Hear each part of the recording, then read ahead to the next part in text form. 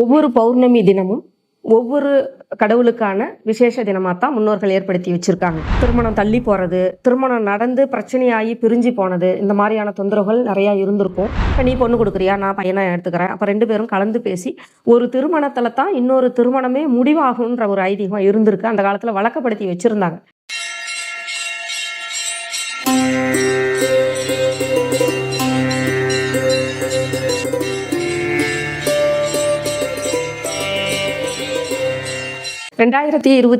ஆண்டு ஏப்ரல் மாதம் 1ஆம் தேதி, பங்குனி மாதம் 18ஆம் தேதி புதன்கிழமை. இந்த நாளில் வரக்கூடிய உத்தரம் நட்சத்திரம் பௌர்ணமி தினம் அப்படின்றது பங்குனி உத்தரமாக விசேஷமாக கொண்டாடுறாங்க. எல்லா மாதங்கள்லையுமே ஒவ்வொரு பௌர்ணமி தினமும் ஒவ்வொரு கடவுளுக்கான விசேஷ தினமாக தான் முன்னோர்கள் ஏற்படுத்தி வச்சுருக்காங்க. அதே மாதிரி தான் இந்த பங்குனி மாதம் வரக்கூடிய உத்தரம் நட்சத்திரத்தில் வரக்கூடிய பௌர்ணமி தினம்ங்கிறது பங்குனி உத்தர பெருவிழாவை நம்ம முன்னோர்கள் ஏற்படுத்தி வச்சுருக்காங்க. இந்த பங்குனி உத்தர பெருவிழா முருகருக்காக செய்யக்கூடிய ஒரு விழா. அதாவது பார்த்திங்கன்னா, நம்ம குடும்பங்களில் நிறைய பேருக்கு திருமண விஷயம் தாமதமாகிறது, திருமணம் தள்ளி போகிறது, திருமணம் நடந்து பிரச்சனையாகி பிரிஞ்சு போனது, இந்த மாதிரியான தொந்தரவுகள் நிறையா இருந்திருக்கும். அதுக்கான நல்ல கோவில் வழிபாடுலேருந்து, அதுக்கான பரிகாரத்துலேருந்து என்னென்ன செய்யணுமோ எல்லா விஷயங்களையும் செஞ்சு பார்த்துக்கிட்டே இருந்திருப்பீங்க. அதில் ஒரு விஷயமும் நடந்திருக்காது, முன்னேற்றமும் இருந்திருக்காது. கோவிலுக்கு படியேறி ஏறி போயிட்டு வந்திருந்திருப்பாங்க, எதுவுமே நடக்கலை. இப்பவும் அதே மாதிரியான தொந்தரவுகளுடைய பிரச்சனைகளுடைய தான் குடும்பத்தில் இருக்குது அப்படின்னு நினைக்கிறவங்க கூட இந்த பங்குனி உத்திர திருவிழாவில் முருகருக்கு திருக்கல்யாணம் பண்ணுவாங்க. எல்லா சுவாமிகளுக்குமே, பெருமாள், சிவன், முருகர், அம்மன், எல்லா சுவாமிகளுக்குமே இந்த பங்குனி உத்திர திருவிழாவில் தான் திருக்கல்யாண விஷயம் நடந்துச்சு. அந்த காலத்துலேயும் அப்படி தான் நடத்தியிருக்காங்க, புராண இதிகாச காலத்துலேயுமே. ஒரு திருமண விஷயம் தாமதமாகுது, தடையாகுது அப்படிங்கும்போது ஒரு திருமணத்துக்கு அந்த பொண்ணையோ அந்த பையனையோ கூட்டிகிட்டு போய் அதை கண்ணால் பார்க்க வச்சாங்கனாவே அந்த திருமணம் அவங்களுக்கு சீக்கிரமாக அமைச்சு கொடுக்குன்ற ஒரு ஐதீகம் இருக்குது. அதுவும் பகவானுடைய திருக்கல்யாணத்தை பார்க்குறதுன்றது இன்னும் விசேஷம்.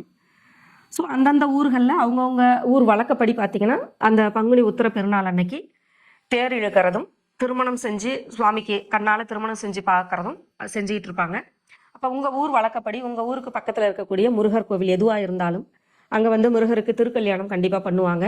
அந்த திருக்கல்யாண பெருவிழாவை போய் கண்ணால் பாருங்கள். முடிஞ்ச அளவுக்கு அதுக்கு நைவேத்திய பொருள் கூட ஏதாவது எடுத்துகிட்டு போங்க.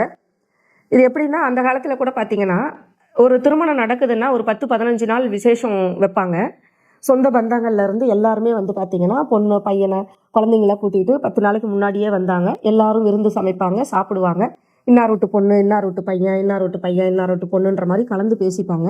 இப்போ நீ பொண்ணு கொடுக்குறியா, நான் பையனை எடுத்துக்கிறேன், அப்போ 2 பேரும் கலந்து பேசி ஒரு திருமணத்தில் தான் இன்னொரு திருமணமே முடிவாகுன்ற ஒரு ஐதீகம் இருந்திருக்கு. அந்த காலத்தில் வழக்கப்படுத்தி வச்சுருந்தாங்க.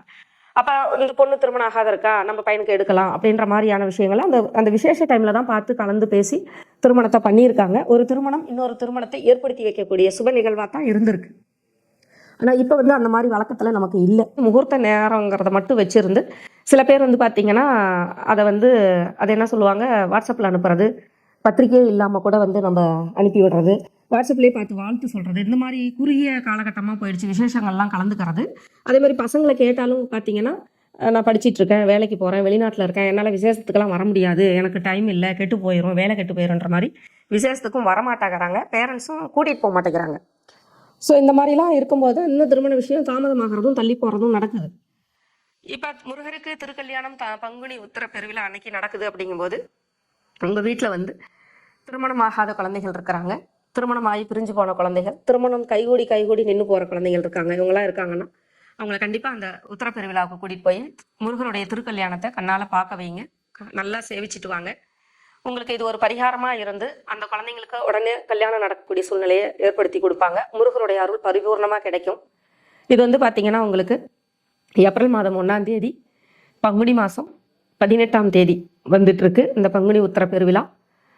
போய் திருக்கல்யாணத்தை கண்ணால் பார்த்துட்டு அந்த நைவேத்தியமெல்லாம் கொடுத்து சுவாமியை பகவானை கும்பிட்டுட்டு திருத்தேர் வடம் பிடிச்சி அந்த சுவாமியை வழிபாடு பண்ணிட்டு வந்தீங்கன்னா எப்பேற்பட்ட திருமண தோஷம், தடைகள், கலத்திர தோஷங்கள், தார தோஷங்கள், பிரச்சனைகள் இருந்தால் கூட இது ஒரு பரிகாரமாக இருந்து உங்கள் குழந்தைங்களுக்கு மங்கள விஷயம் சீக்கிரமாக நடந்து நல்ல திருமண பாக்கியமும் நல்ல குழந்தை பேரும் கிடைக்கக்கூடிய சூழ்நிலை நல்லாயிருக்கும். அதனால் எல்லாரும் முடிஞ்ச அளவுக்கு அவங்கவுங்க ஊருக்கு பக்கத்தில் இருக்கக்கூடிய முருகர் கோவிலுக்கு போங்க. திருக்கல்யாண விஷயத்தை கண்ணால் பாருங்கள். திருத்தேர் வடம் பிடிச்சி முருகரை வந்து தரிசனம் பண்ணிட்டு வாங்க. இதை செஞ்சீங்கன்னா உங்களுக்கு வந்து மங்கள விஷயங்கள், அடுத்த கட்ட விஷயங்கள் எல்லாமே நல்லா இருக்குது.